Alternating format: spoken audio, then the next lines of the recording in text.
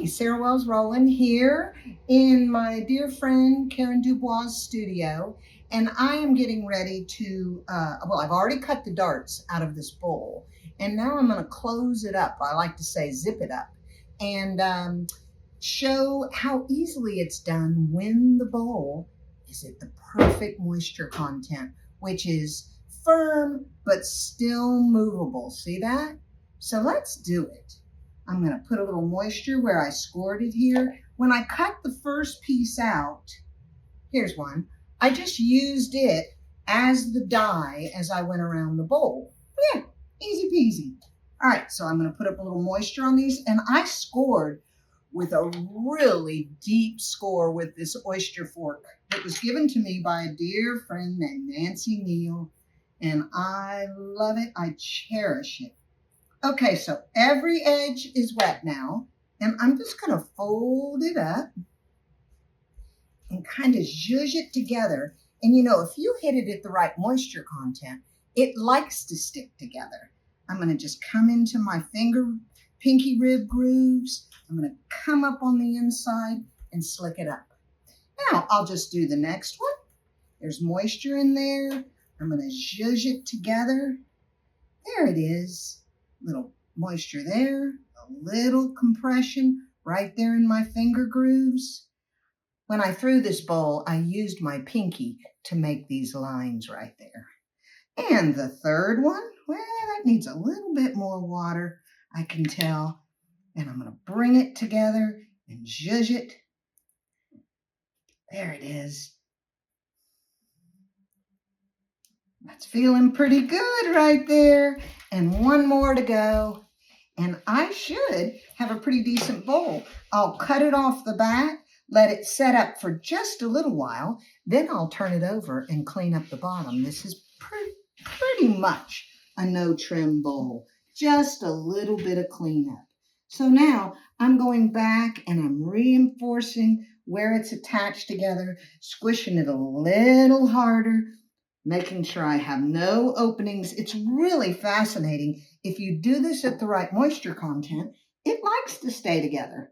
As a matter of fact, I've only done one in my career that wasn't at the right moisture content. I think I invented this. Like, I've never seen anybody do it, so I thought it up. Does that mean it's never been done? Of course not. But anyway, I'm having a blast. So let's see here. One more zip up right there, a little more reinforcement. You can put a coil in here if you want to, or you can really draw attention to what you're doing. And I think with this one, since the moisture content is so perfect, I'm going to not put a coil in it. And in Karen's studio, it's like the perfect environment to dry pots, which is absolutely fabulous. All right. I'm looking at everything now. I want to go ahead and clean it up. Now, I'm going to say I'm not going to put a coil in there, but to tell you the truth, sometimes when it's set up a little bit, I change my mind. But I'm not going to do it right now. Zhuzh that together. And what would make me change my mind? That is the greatest mystery. There we go. There we go. Here we go. I think we do a lot of things in the creative process that is very intuitive and not necessarily intellectually thought out, right? Creatively and technically. Sometimes we just go, you know what? I'm feeling it. And so we do it. All right, let's see what we got here now. Is it looking pretty good? I like this one. I like that one. This one has a little opening, so I'm going to squish it together. Now I like that one. And now I like this one. I like them all. You can do as many darts as you want. You can do 5. You can do 3. I had this wonderful student, and she does 1. She's an Ikebana person, where they do those beautiful sculptural Japanese flower arrangements. And that one dart, whoo, that's beautiful.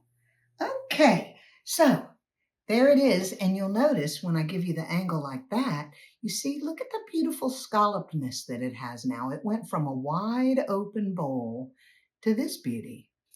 I hope you enjoyed this video. Hey, please subscribe to my YouTube channel and go to the website, thevillagepotters.com, and you can click on workshops with me and see where I'm going to be going. Pretty cool. All right, thanks for tuning in.